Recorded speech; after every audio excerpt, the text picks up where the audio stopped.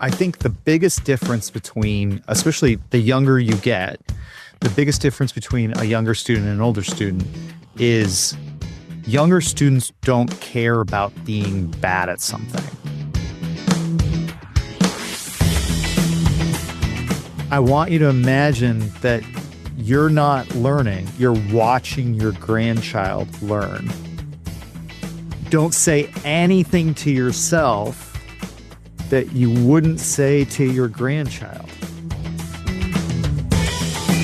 Welcome to the Stubbornly Young Podcast, episode 17. I've got a guest, Brian Reynolds, founder of The Bridge Teachers, an online platform that teaches visitors and subscribers about the game of bridge. And to be clear, today's conversation won't really be so much about bridge, the card game. Listeners who care nothing about the game of bridge, that's fine. I'll be speaking with Brian about Rule 7 of Stubbornly Young, learn something new. Learning something new keeps life interesting, keeps us interesting. So with Brian, whose business and life are both around teaching, I thought it would be fun to explore learning using the game of bridge sort of as a metaphor, perhaps, for learning anything new. And for those of you who follow Brian, love him from a bridge perspective, love his world of bridge, that may be why you're listening, but you won't get better at playing bridge from this episode. Maybe, though, you might get better at being stubbornly young. So with that context, Brian, are you ready to jump in? Absolutely. I'm super excited.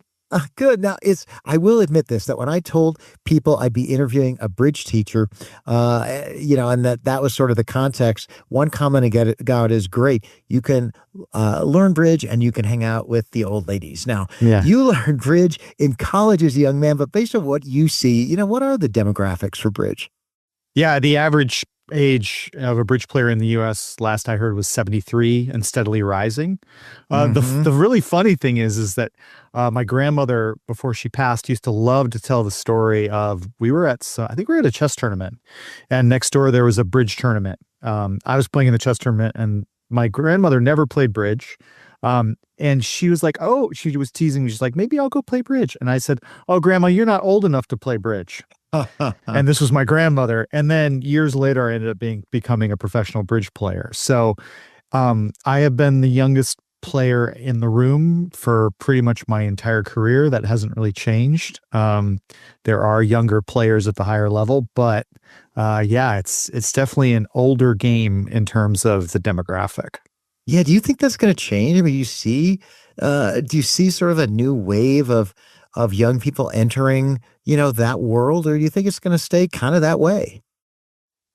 I don't think it can stay that way, and I really hope it changes. I think that if you look at something like chess.com, where they didn't even really know how they were going to get their funding, and then all of a sudden it became this huge resurgence in chess, everything from YouTube streamers to people playing on Twitch to, a much younger crowd taking on chess. Which was weird for me to see because I haven't played chess since like my senior year of high school.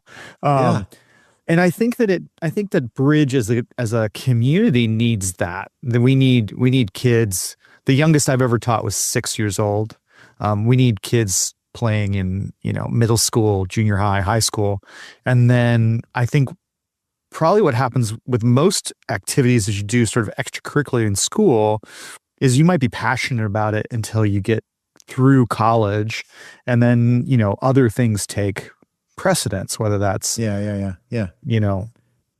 everything, life, work, careers, a whole bit, but then you come back to it, or maybe you find time on the weekends. So it's so funny. My boys, they're my grown sons, have both gotten into chess.com lately, and they have they get into these like quick 10-minute matches and this stuff, and they're really into it. Yeah. So, and that's what I'm hoping starts happening for bridge because, speaking as someone who used to play chess a lot for my age at a highly competitive level, I actually prefer bridge as a game. And so I think that people who like chess, if they give bridge a try, they might find that they like it as much or more. They might not like it as much, which is fine. But I think that it's all about getting people to try it, right? It's similar with everything. I mean, like I find that most of the things that I love people, I go, oh, well, you should try, like Yeah, yeah, yeah. I'm studying singing right now because I've always wanted to be a singer. And I just started like 6 months ago being very serious about my practice and studying and things like that. And I'm just like all about, like, when people are like, singing, talk about singing, I'm like, oh, you have to do this and this and this. So I think that if we can get people to find the game, then they'll just develop the passion for it if Yeah. they like it. Are there parallels in how you're learning to sing Yeah, and how you teach students to play bridge? absolutely, Like absolutely. what? Well, well, I'm a big believer in diligent practice. So there's 5 aspects of diligent practice. Everything from consulting with an expert to, practicing mindfully with intention, feedback, things like that. So I don't think there's any difference between learning singing and learning knitting. When you think about how you're learning to sing, are you doing this deliberately because you want to become good at it? Or are you doing this because you want to enjoy it and seems like fun? I've never been good at doing things for fun. I wish I was better at it.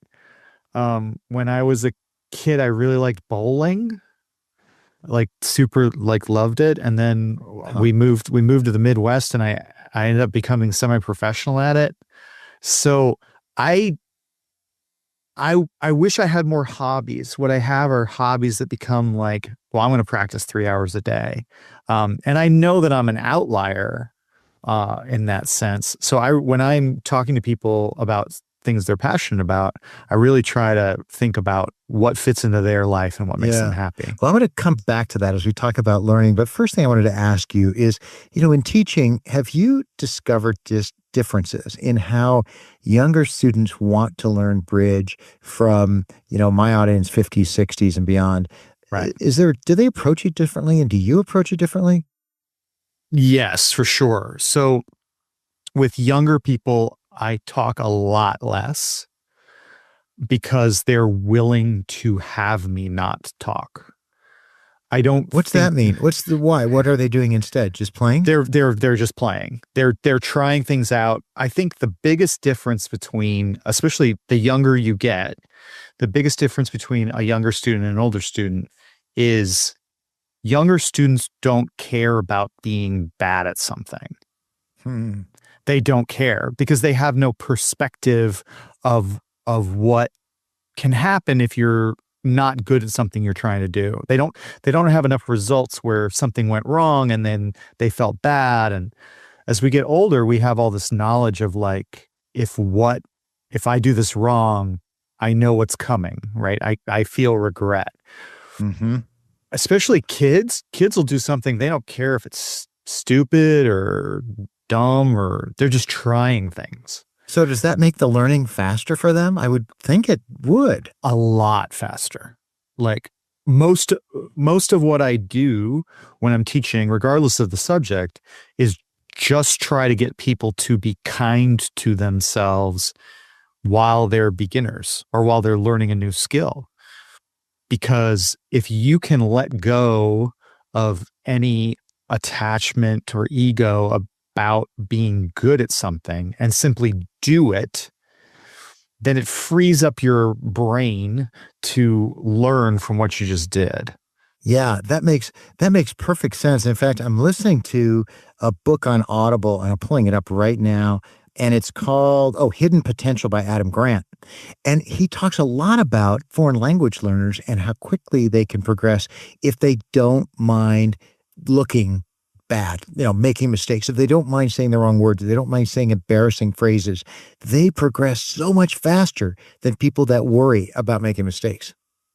I couldn't agree more. I have to check out this book. It sounds fantastic. I love books like that. Yeah, I'll shoot it to you. Hidden Potential by Adam Grant, the famous psychologist, author, and speaker, and all that. But so now, so are you saying? Am I gathering what you mean, Brian?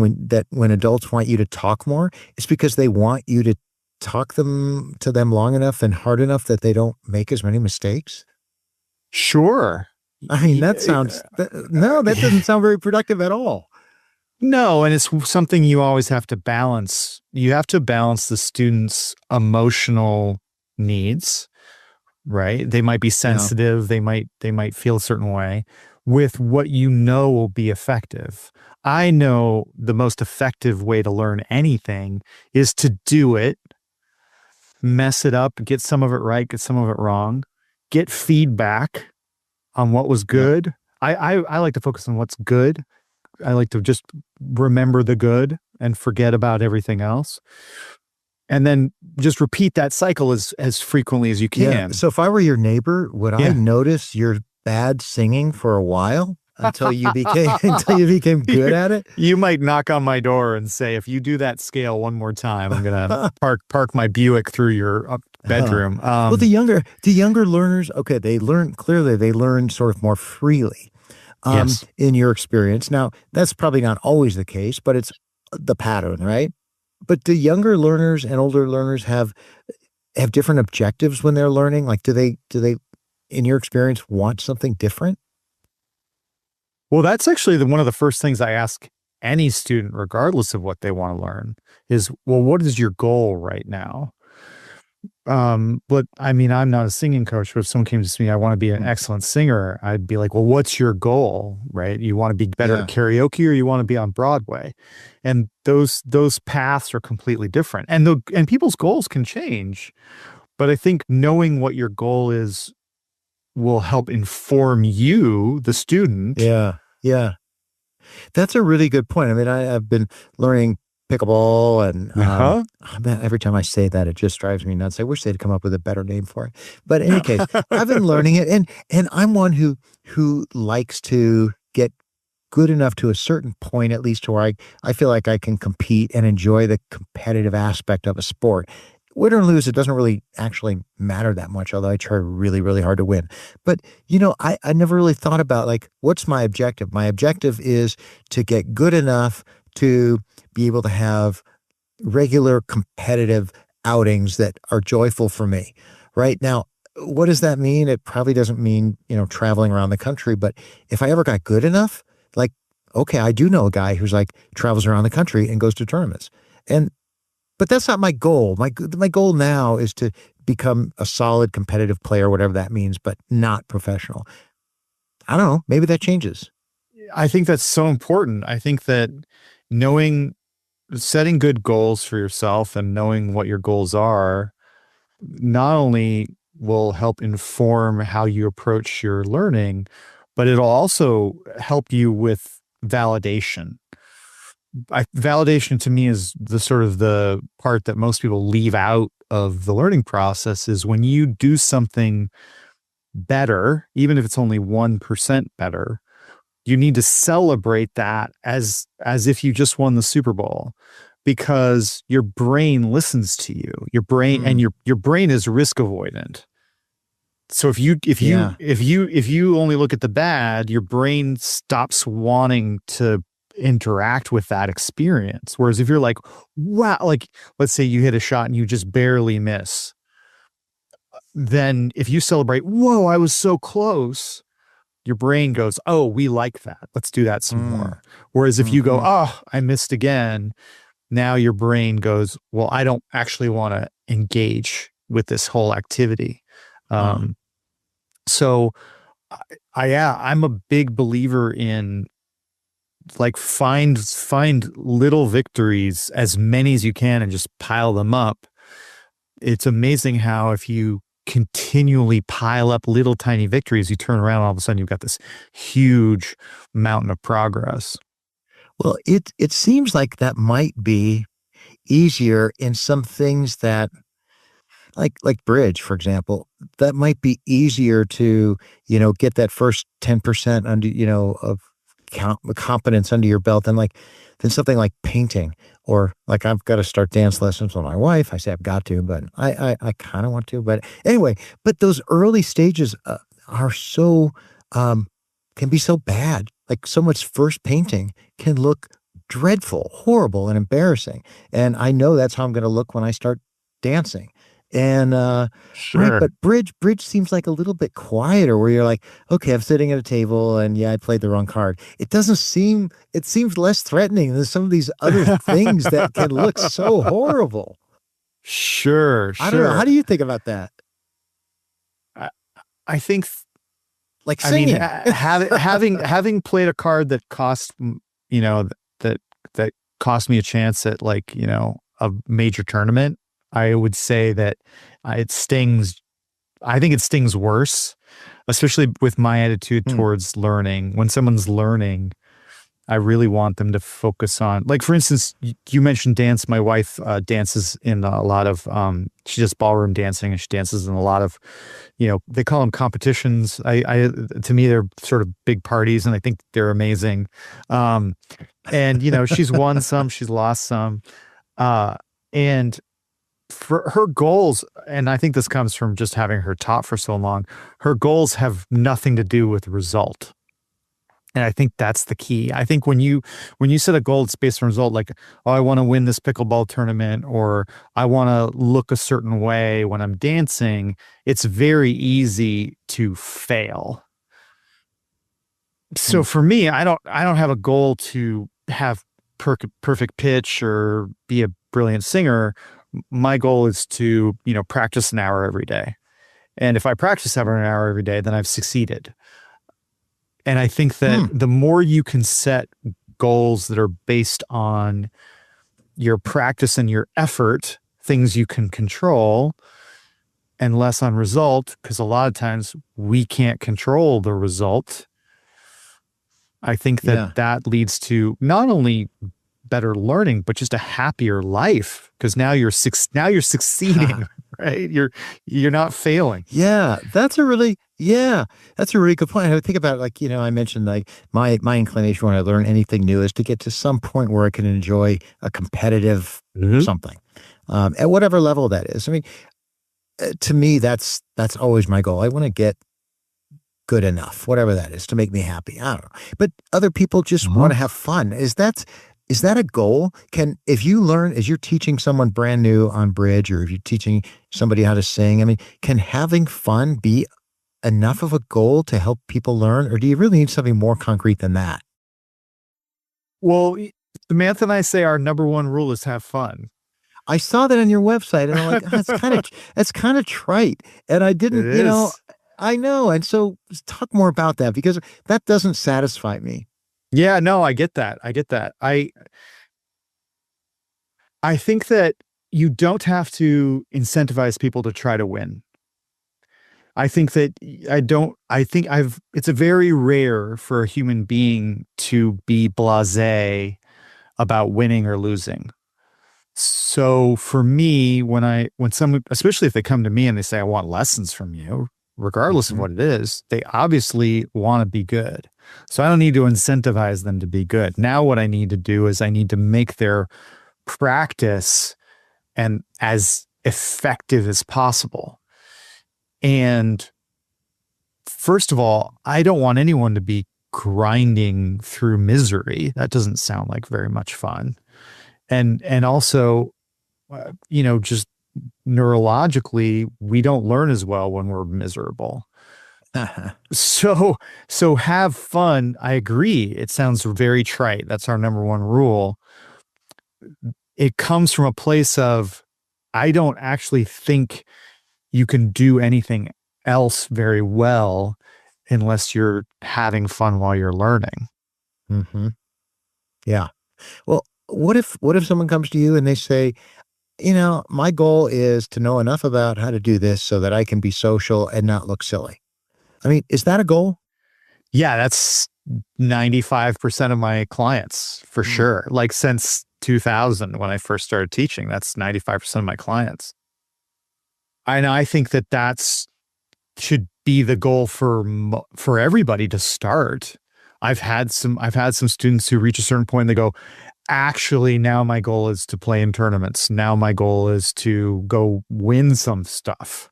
Yeah. Yeah.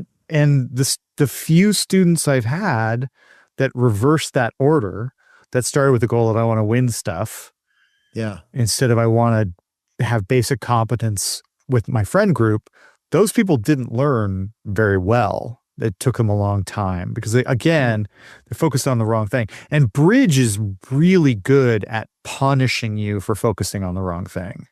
It will absolutely, I think bridge is pretty, not unique, but I think it's very focused on the correct process is way more important than an individual action. And what I mean by that is if you're thinking about things the right way, then you will get good results. But if you're trying to get good results, you will fail pretty spectacularly. Wow.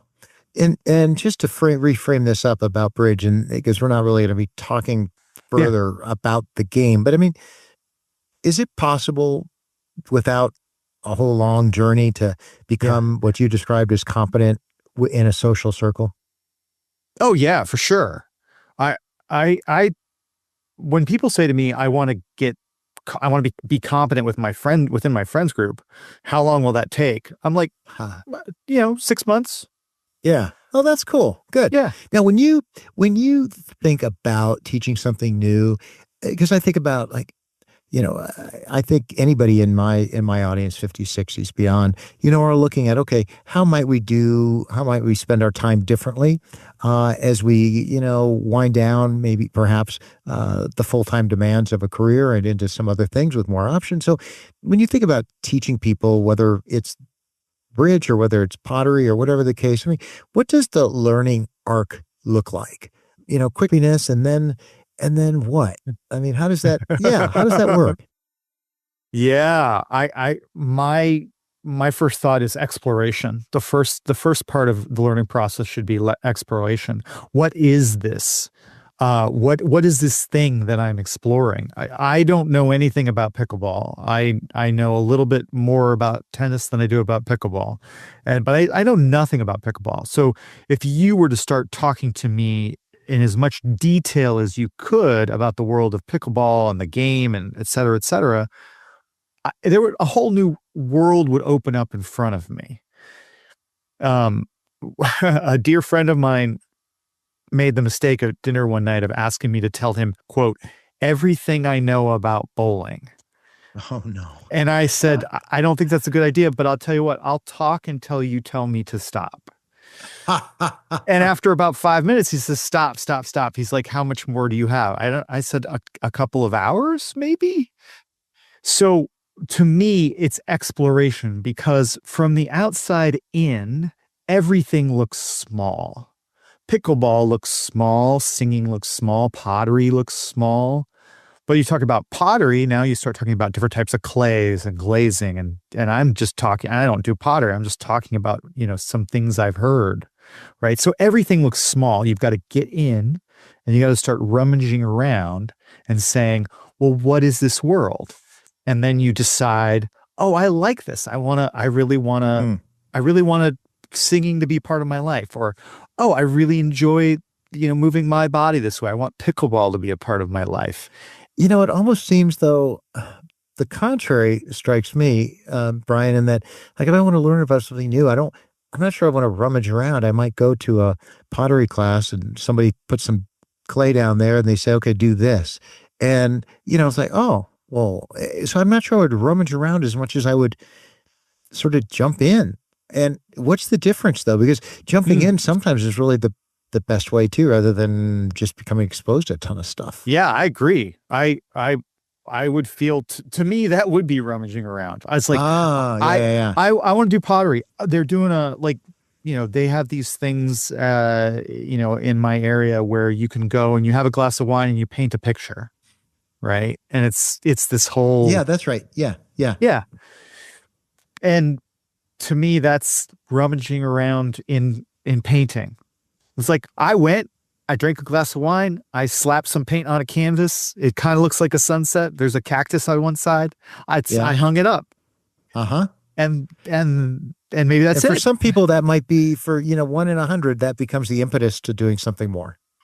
Exactly. Yeah. Exactly. Do you ever see students who you think have a knack for it, and the game of bridge, like, man, this person could be awesome. My God, I've never seen somebody get out, and they just don't care. Like, yeah, I just want to play. Do you see that?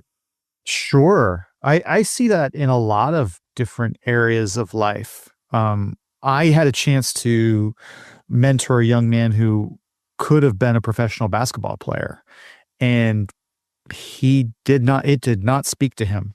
Hmm. High school could not be over fast enough so he could stop playing.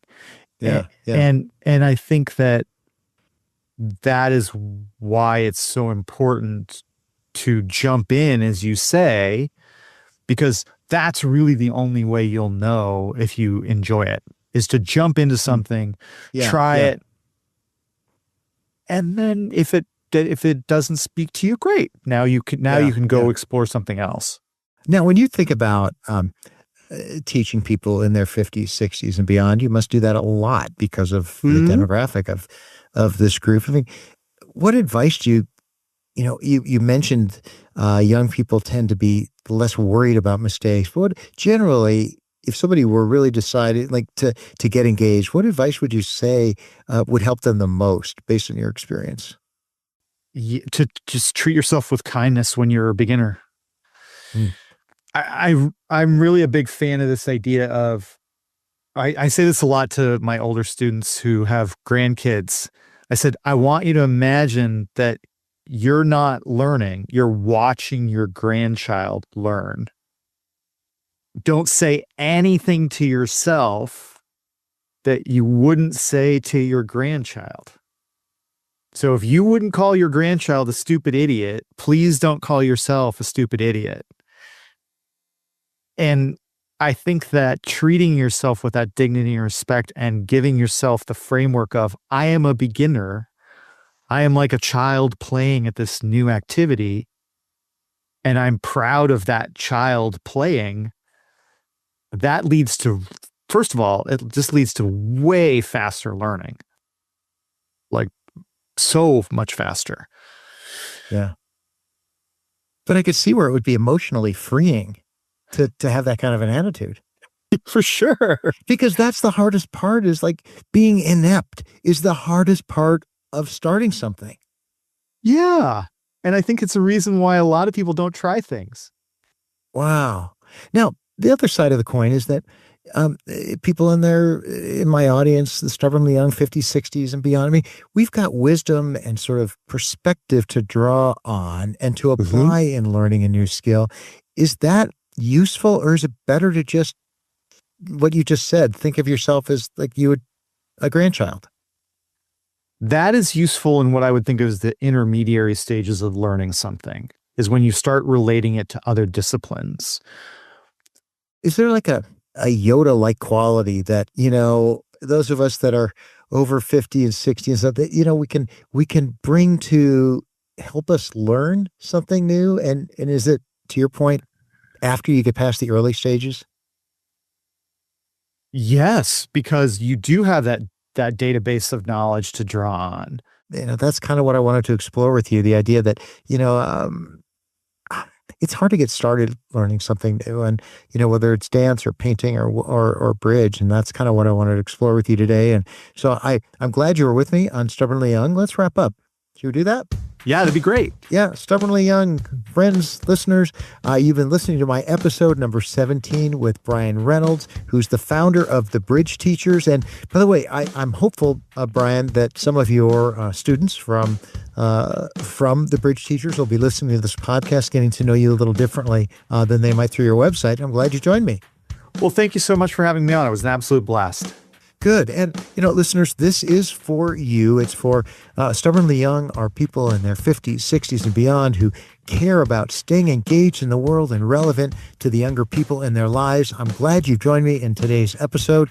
Stay listening. Watch for the next episode as well of Stubbornly Young. And Brian, good to know you. And I look forward, before I leave, you and I talked briefly about the idea of getting back together after I've played around with Bridge for a while on your website, and maybe coming back and talking further about that whole learning process. So let's do that. I would love that. Yeah. So listeners, will be back in touch with an update on, well, we'll see how well I do, but I'm fascinated to learn, and I'm glad, Brian, you're going to be helping me. So that's it for Stubbornly Young. Bye.